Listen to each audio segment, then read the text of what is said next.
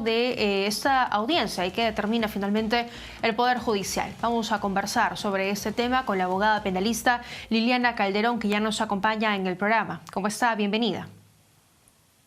¿Qué tal? ¿Cómo está? Mucho gusto. Gracias por la entrevista. Gracias a usted por acompañarnos. Me gustaría comenzar por lo último. El Ministerio Público ha solicitado prisión preventiva contra estos 5 jóvenes acusados de violación. ¿Qué debe probarse o qué debe demostrar la Fiscalía para que el Poder Judicial acate este pedido?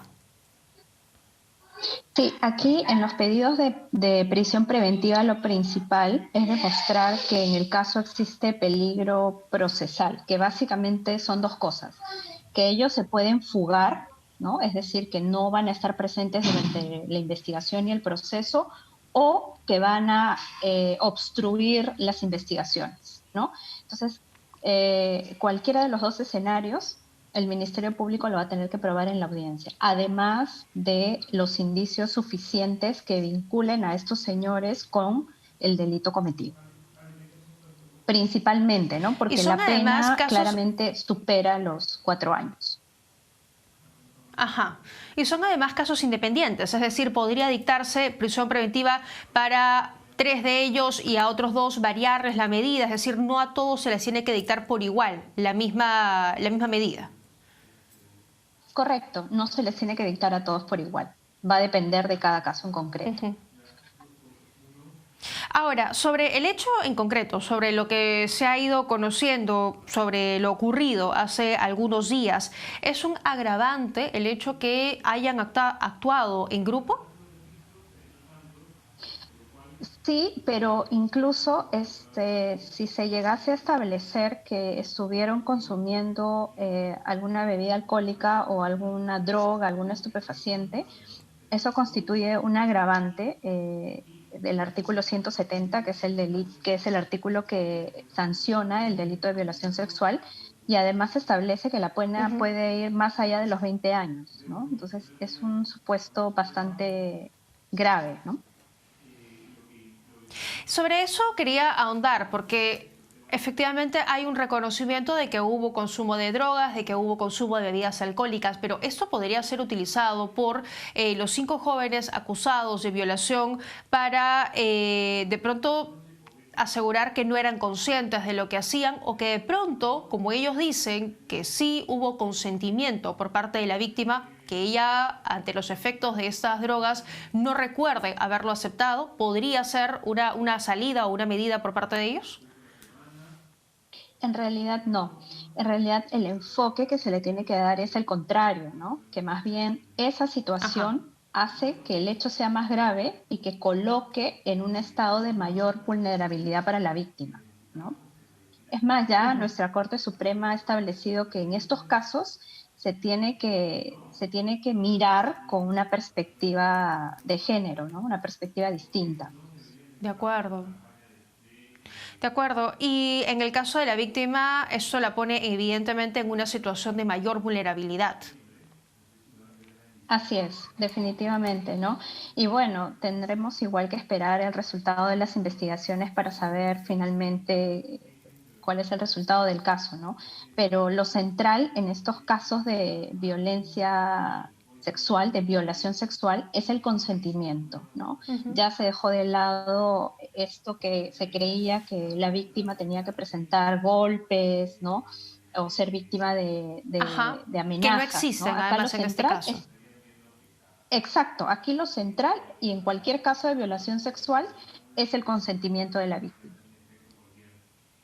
¿Y cómo se prueba esto? Porque los 5 jóvenes acusados de violación aseguran que sí hubo consentimiento.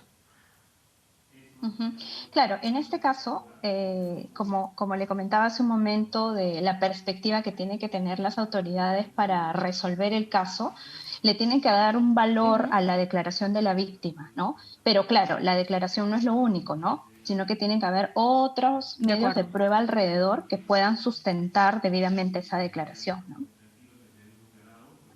De acuerdo. Ejemplo, y que no se haga pues un juzgamiento... Que no sea un juzgamiento basado en estereotipos de género, ¿no? Exacto, exacto, totalmente, ¿no? Entonces, la declaración de la víctima se tendrá que sustentar con otros medios de prueba, ¿no? Como el examen médico De legista, acuerdo. digamos, el contexto en el que se dio este caso, entre otras cosas que seguramente ya vamos a conocer con mayor detalle, ¿no? Ahora, ¿cuáles son los protocolos que se deben cumplir para que la víctima no sea revictimizada por el sistema, como ha ocurrido en tantas oportunidades, en tantos casos? ¿Cuál es el protocolo que se debe seguir? Bueno, de hecho, tenemos una ley de violencia contra la mujer y poblaciones vulnerables que establece claramente los protocolos que se tienen que seguir. Es más, el propio Ministerio de la Mujer y Poblaciones Vulnerables también ha establecido un protocolo que va en esa línea, ¿no? De no revictimizar a la víctima. Entonces, si ella ya prestó su declaración, esa declaración tiene que ser la única que se utilice, ¿no? No se puede estar preguntando sobre los mismos hechos. Incluso la propia declaración Ujú. tiene que estar bajo cierto parámetro, ¿no? Dirigido a conocer los hechos del caso y no más bien a conocer o a tratar de que ella reviva los hechos traumáticos, ¿no? Por De ejemplo, acuerdo. los exámenes ¿Suficiente con la declaración que ella dio médicos ante la legistas. policía? Sí, si es que ha estado con su abogado o en todo caso no habiéndolo Ajá. estado, pero estando el Ministerio Público presente, es suficiente, ¿no? De acuerdo, de acuerdo. Como para ir finalizando, con lo poco que de hecho se conoce sobre el caso, sobre algunos detalles, ¿cree que el Poder Judicial dicte una medida como prisión preventiva en contra de estas 5 personas?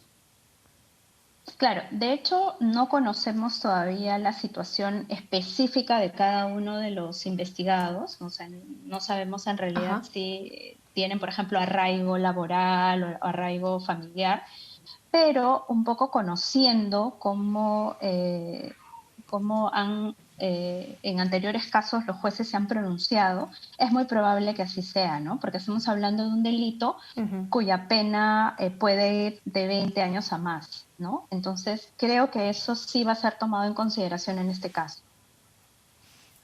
De acuerdo. Muchísimas gracias por habernos acompañado esta tarde. Estaremos, por supuesto, muy al pendiente del término de esta audiencia. ¿Qué decisión toma el Poder Judicial? Muy bien, bueno, lo importante es que el sistema no revictimice y que el sistema además